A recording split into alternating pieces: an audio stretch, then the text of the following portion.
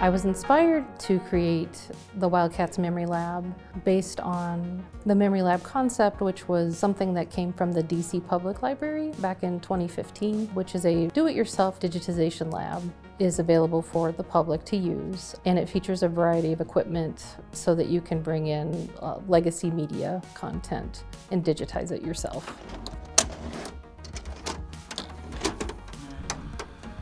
When we just brought, my mom and dad brought all of the presents to their house, and we came and... Wow, look at that. I know, yes. Part of being a land-grant institution is that public outreach component. So one of the motivating factors for me was to provide an experiential learning environment for graduate students in the School of Information Science, where they're actually doing hands-on work and working with the public.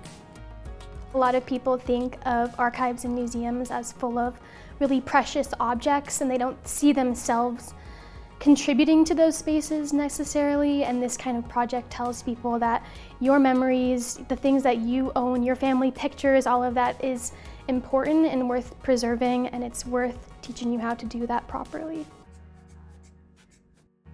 The Wildcats Memory Lab is 3 different stations, one for scanning, one for audio, and one for video. So we have a bunch of different technology for all 3 of the stations for all the different formats.